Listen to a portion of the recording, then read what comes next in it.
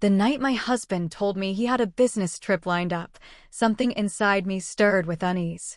He stood in the doorway with his suitcase, buttoned shirt crisp, tie a little too perfectly knotted, his tone calm yet strangely practiced as he explained the important meetings that would keep him away for a few days. On the surface, everything sounded normal, but when you share your life with someone for years, you learn to notice the smallest cracks.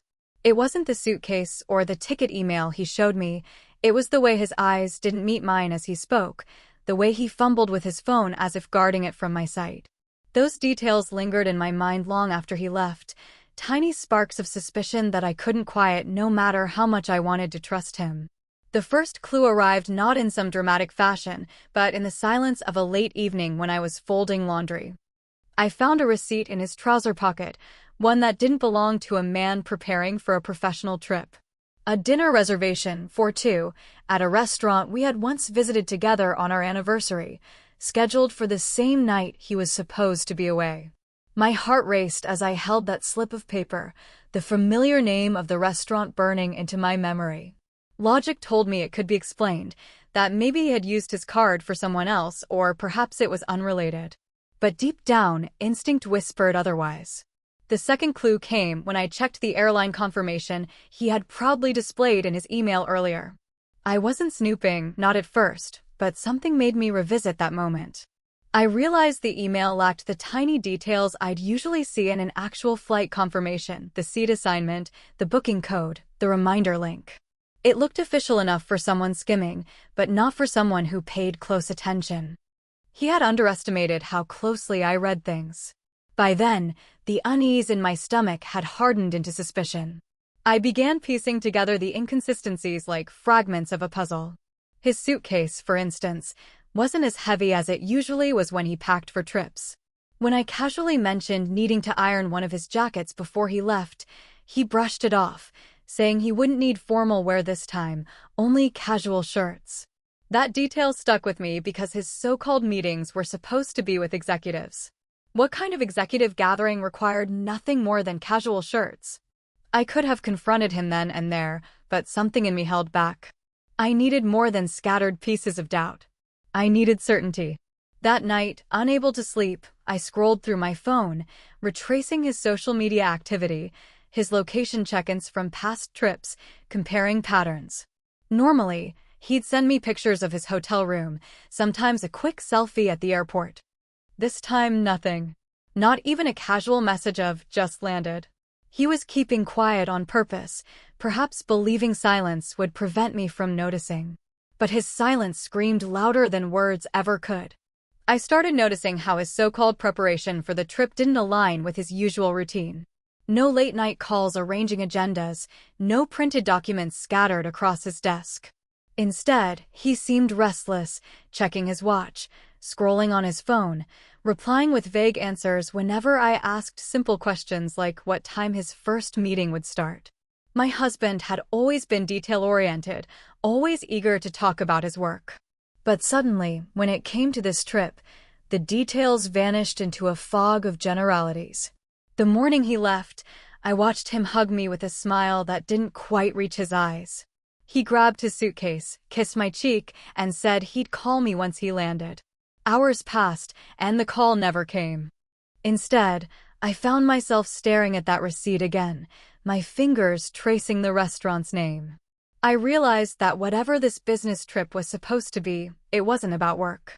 It was about someone else, somewhere else, and he had crafted a story to cover it. That's when the truth began to form in my mind, not as a sudden revelation, but as a slow unraveling of lies. Each clue stacked itself on top of the other: the flimsy email, the light suitcase, the missing details, the receipt tucked carelessly in his pocket. None of them alone were enough to accuse, but together they painted a picture I could no longer ignore. My husband wasn't just lying about small things, he was weaving a story, one he thought would shield him from suspicion. But he had underestimated me, underestimated how closely I listened, how deeply I noticed. It was in those moments, standing alone in my living room with the evidence scattered in my hands, that I realized this business trip was not a business trip at all. It was something else, something he didn't want me to see, and that knowledge changed everything about how I looked at him, at us, at the trust one had once believed was unshakable.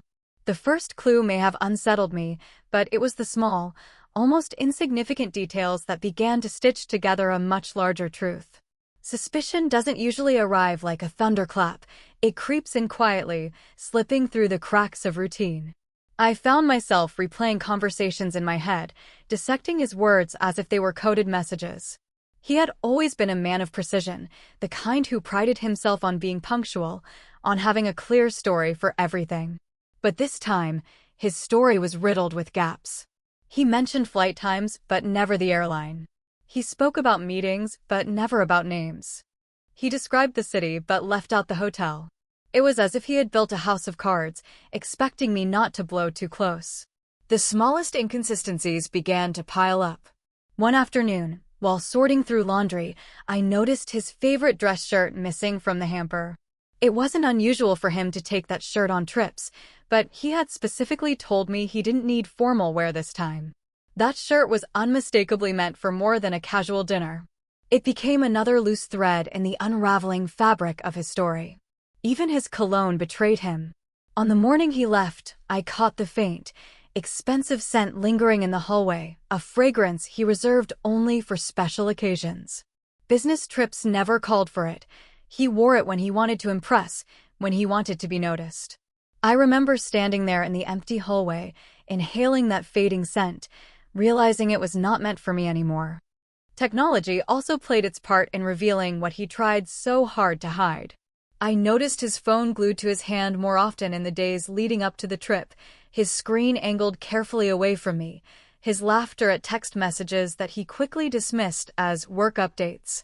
He even changed his lock code, something he had never done before in all our years together. He might as well have placed a neon sign above his head that read, "I'm hiding something." And then there was the restaurant reservation. That receipt was no accident, no oversight. It was practically a confession printed in ink. But what gnawed at me wasn't just the date and time on it, it was the handwriting scrawled at the bottom. A note that read, "Window seat, please." My husband had never cared about where we sat, yet now he was requesting specifics. That wasn't the behavior of a man on a casual dinner. That was someone planning for intimacy, for atmosphere. That tiny scribble was louder than any lie he could tell. I tried to ignore it at first, convincing myself that perhaps there was another explanation, but every time I replayed the evidence in my head, the pieces aligned in a way I could no longer deny. The strange thing about lies is that they demand effort to maintain. They require rehearsed stories, perfect timing, airtight consistency. And he wasn't as skilled at weaving them as he thought. His lies began leaking through the seams, and once I saw those leaks, I couldn't unsee them. Even our conversations on the phone while he was supposedly away carried hints of deception. His background was too quiet, as though he had stepped outside just to call me, away from the noise he didn't want me to hear. His answers to my casual questions were vague, rehearsed, like a student reciting lines from a script. When I asked him how his meeting went, there was always a pause, just a beat too long, before he replied with a bland, "Good, productive." It was the kind of answer designed to shut me down rather than draw me in. I found myself studying the way he said goodbye at the end of those calls. His voice lacked warmth, his "I love you" came out clipped, more like an obligation than a sentiment. It was as though he was speaking the words for my benefit, not because he felt them. That, more than anything, made my stomach turn. It was in those quiet pauses, those subtle omissions, that the bigger truth lived. The more I examined these details, the clearer the picture became. Lies don't live in the grand gestures, they hide in the overlooked, the mundane, the everyday slips. A missing shirt. A changed password. A vague answer. A receipt with handwriting that wasn't meant for me. Each clue seemed small on its own, but together they formed a constellation pointing to the truth he thought I was too blind to see. I realized then that I wasn't simply stumbling upon mistakes. I was unraveling a carefully constructed performance. He had played his role with conviction, but he forgot the little things, the things a wife notices, the things a woman never overlooks. And it was those very details, those whispers in the silence, that revealed what he had been so desperate to conceal. Once the pieces began to align, I knew I couldn't confront him with shaky suspicions or emotional outbursts. That would only give him room to twist the truth, to gaslight me into doubting my own instincts. I needed to be deliberate, to turn my quiet discovery into a plan that would leave no space for denial. Instead of accusing him, I chose to prepare in silence. The idea wasn't born overnight, it came to me slowly, like a seed planted by each lie he told. By the time he left for his so-called business trip, I had already decided that if he wanted to play games with my trust, I would be the one to rewrite the rules. At first, I thought of simply showing up at the restaurant alone, but the thought felt incomplete. If I was going to reveal his deception, it had to be done in a way that carried weight. And then it struck me, his boss. The man he admired, respected, and desperately wanted approval from. Bringing him along wouldn't just expose my husband's lie, it would rip the mask from his face in front of someone whose opinion he valued more than almost anyone else's. It wasn't about humiliating him for the sake of vengeance. It was about showing him that the web of lies he spun had consequences beyond just me. The challenge was convincing his boss without sounding like a bitter, paranoid wife. I knew I needed to tread carefully. So I arranged a casual meeting, framing it as a conversation about something I'd noticed regarding my husband's schedule. His boss, a sharp and perceptive man, listened intently as I explained the inconsistencies, the fake flight confirmation, the dinner reservation. I didn't accuse, I simply presented what I had found, each detail like a puzzle piece I laid on the table. To my surprise, he wasn't shocked. Instead, his face tightened with disappointment, as if he had suspected something off about my husband's recent behavior too. That moment confirmed what I already knew. I wasn't imagining any of this. Together, we decided not to confront him in advance. Instead, we would appear at the dinner unannounced. The image of his face, caught between lies and truth, fueled me through the preparation. I chose my outfit carefully, not to impress him but to feel strong, composed, untouchable. Every movement I made that day was deliberate, the way I styled my hair, the way I held myself in the mirror. It wasn't vanity, it was armor. On the drive to the restaurant, my heart pounded with a rhythm that felt almost unbearable, but my mind stayed sharp. I kept replaying his words in my head, his promises of honesty, his claims that business trips were all about work. I thought of the years I had supported him, believed in him, trusted him without question. Each memory felt like fuel for what I was about to do. His boss sat beside me, calm but firm, his presence a reminder that I wasn't walking into this alone. The closer we got, the clearer my resolve became. I knew he expected me to be at home, waiting for a call or a message, believing his lies without hesitation. He had no idea I was steps away from dismantling the entire story he had built. The thought gave me a sense of power I hadn't felt in months, maybe even years. It wasn't the kind of power that comes from revenge, it was the quiet strength of someone reclaiming control. I pictured the dinner scene before I even walked through the doors. He'd be sitting there, perhaps with a smile that wasn't meant for me, with words of affection or charm reserved for someone else. I imagined the moment his eyes would lift, the way his expression would shift from confidence to panic as he realized who was standing across the room. That anticipation carried me forward, steadying my steps, calming the storm inside me. This plan wasn't about shouting, accusing, or throwing ultimatums across the table. It was about presence. It was about letting the truth reveal itself in a way that couldn't be denied. With his boss at my side, the confrontation would happen without a single word of mine needing to raise its volume. He would have to face not just me, but the mirror of accountability he had been avoiding all along. As I stood outside the restaurant doors, hand on the handle, I knew there was no turning back. Whatever happened next would change everything, our marriage, his career, the fragile image he had worked so hard to maintain. But more importantly, it would change me. I was no longer the wife waiting at home, piecing together clues in silence. I was the woman who had crafted a plan, who had decided that if my world was going to shatter, I would be the one holding the hammer. Walking into that restaurant with his boss by my side was unlike anything I had ever experienced. The moment the doors opened, the air seemed heavier, charged with a tension that only I could feel fully. The clinking of glasses, the low murmur of conversations, the scent of expensive food drifting from the kitchen, all of it faded into the background as my eyes searched for him. And then I saw him. My husband, sitting at a candlelit table for two, his posture relaxed, his smile wide, leaning just slightly forward in a way he used to lean when he wanted to charm me. Except this time, the smile wasn't mine. The scene unfolded exactly as I had imagined in the quiet moments of planning. He looked confident, at ease, convinced his cover story had worked perfectly. He had no idea that at that very moment, the narrative he had so carefully spun was unraveling.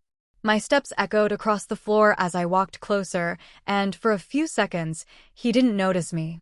But when his eyes finally lifted and locked onto mine, the shift in his expression was almost cinematic. That easy smile froze, his eyes widened just enough to betray panic, and his fork paused midair. He looked like a man whose secret world had been cracked open without warning. Beside me, his boss remained calm, his face unreadable but his presence undeniable. There was no way for my husband to frame this as coincidence. I wasn't alone. I wasn't stumbling in by chance. I had walked in deliberately, arm in arm with the very man whose opinion mattered most to him professionally. It was the kind of moment you couldn't prepare excuses for, no matter how quick of a liar you were. I could almost hear his mind scrambling for explanations, his thoughts racing as fast as my heart. He shifted in his chair, his jaw tightening, his hand moving to adjust his napkin as if fidgeting could somehow stall the inevitable. He opened his mouth, closed it again, then glanced at the woman sitting across from him, who now looked between us with confusion etched across her face. She wasn't expecting this either, and her unease only added to the weight of the moment. The silence at that table stretched like a taut wire. I didn't rush to fill it. I didn't need to. My presence was louder than any words I could have spoken. Every step that had brought me here had been deliberate, every decision calculated to strip away the walls he had built. He wasn't just facing me anymore. He was facing the truth in its purest, most undeniable form. The restaurant itself seemed to pause, the surrounding chatter dimming as if even strangers sensed the tension simmering at our table. I kept my head high, my movement steady, refusing to let the storm inside me dictate my body. I pulled out a chair, sat down without asking, and folded my hands in front of me. Across the table, my husband's boss mirrored my calm, his silence speaking volumes. He didn't have to scold or lecture. His presence was enough to remind my husband that lies never stay contained in neat little boxes. They spill, they spread, and they always, eventually, reach the wrong ears. My husband tried to speak then, stumbling over half-formed sentences, words like unexpected and misunderstanding tumbling out with no real weight. Each attempt only made his lie more transparent. His eyes darted between me, his boss, and the woman across from him, his carefully built facade collapsing piece by piece. I didn't argue, I didn't raise my voice, I didn't accuse. That wasn't the point of walking into this dinner. The point was to be undeniable, to make my presence the evidence, to leave him no room to twist or manipulate. He had to sit there and face what he had done, exposed in the most raw and unforgiving way possible. In that moment, I realized the power of silence, the strength of not reacting the way he expected me to. He was prepared for anger, for tears, for accusations. What he wasn't prepared for was composure, for the sight of his wife sitting across from him with his boss at her side, refusing to let him control the narrative. The very look on his face was proof enough that the lies had unraveled beyond repair. Every detail of that dinner, from the flicker of the candlelight to the tremble of his hands, etched itself into my memory. It wasn't just the shock of seeing me there. It was the dawning realization on his face that everything he had built on deception had collapsed in a single moment. And I didn't have to lift a finger, raise my voice, or fight to make it happen. My presence alone was the reckoning he never saw coming. The shock on his face was everything I had imagined, yet somehow more raw, more telling than any fantasy I had played in my head while planning this moment. He froze, his entire body stiffening as though the air had been knocked out of him. His eyes darted from me to his boss, then back to me again, as if trying to decide which betrayal was more dangerous, the personal one against me or the professional one that could ruin his career. His mouth opened, but no words came out, and in that silence, the weight of his lies pressed down harder than any accusation I could have thrown at him. I watched as the mask of confidence he had worn so effortlessly crumbled right before me. The man who had kissed me goodbye with such rehearsed ease, who had lied about flight times and meetings, was now trembling under the weight of his own exposure. His fingers gripped the edge of the table, his knuckles turning pale, a subtle but undeniable sign of his panic. For years, I had thought of him as composed, steady, someone who always had control of the room. But here, under the soft glow of the restaurant lights and the piercing gaze of both his wife and his boss, he looked small, cornered, and desperately lost.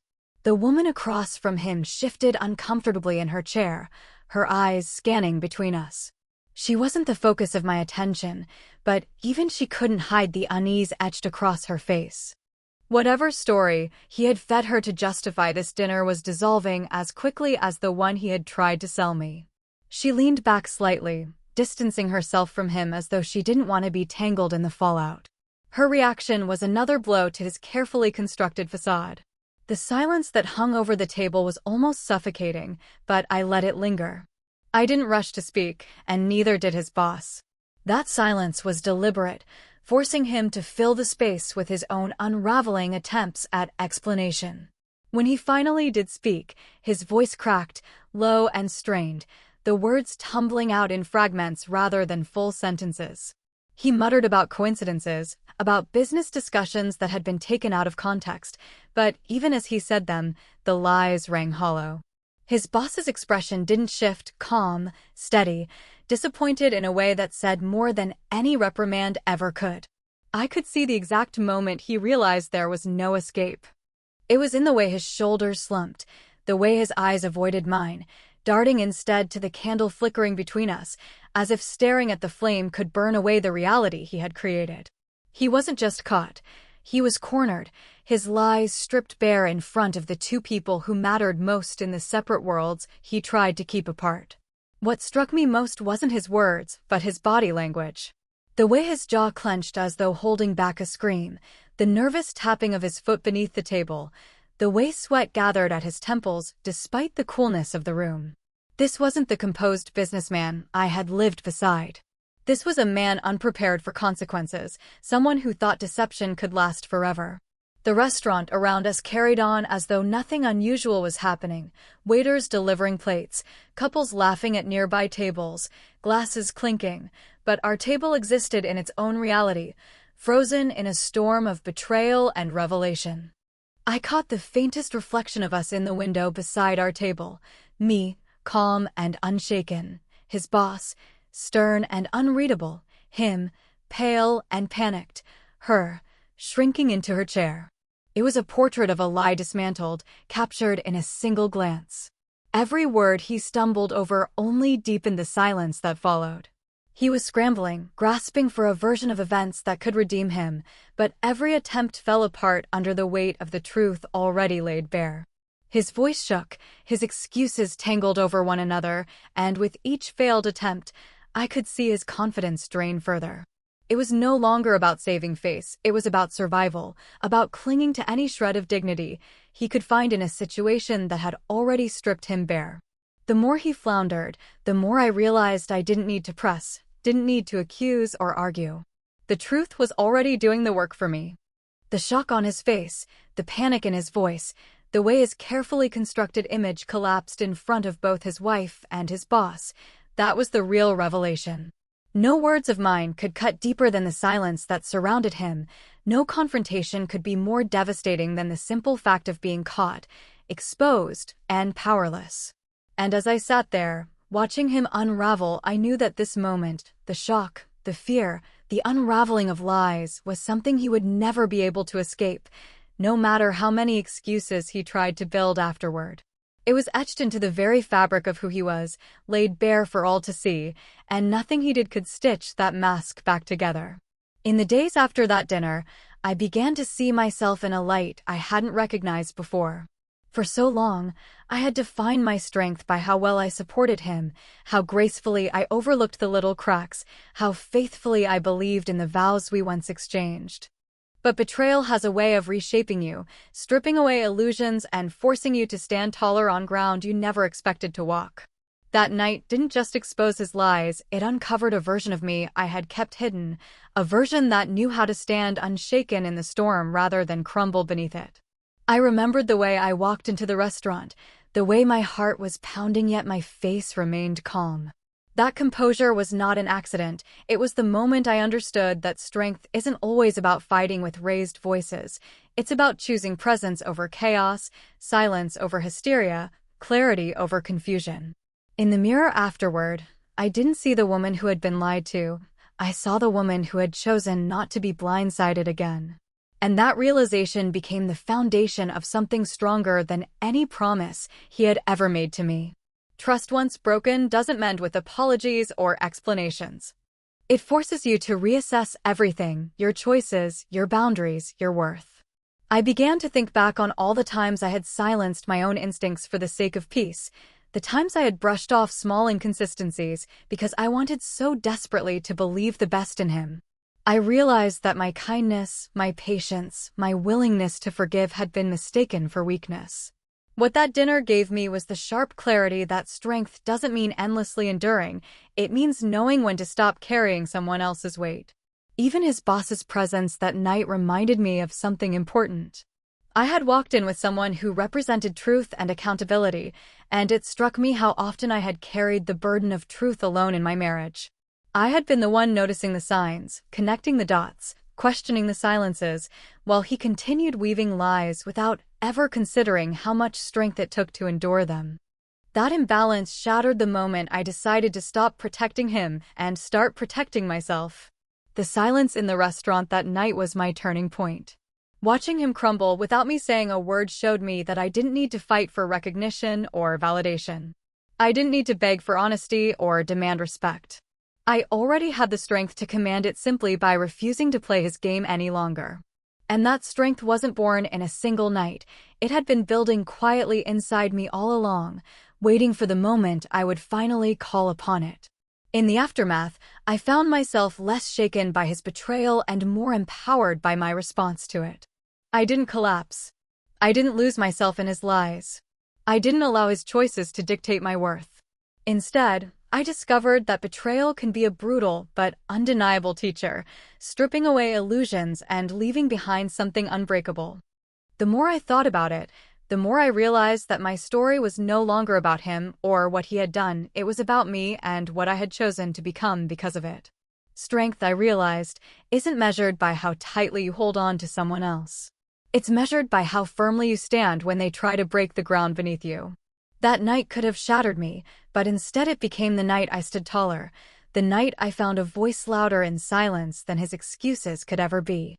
It was the night I learned that sometimes the most powerful thing you can do is simply refuse to shrink in the face of betrayal. As I moved forward, I carried that strength like armor. Not as bitterness, not as anger, but as a reminder of what I was capable of enduring and overcoming. His lies had tried to diminish me, but instead, they carved out a version of myself that was sharper, clearer, and undeniably stronger. And no matter what came next, whether reconciliation, separation, or reinvention, I knew I had already won something far more valuable than his truth. I had won myself back.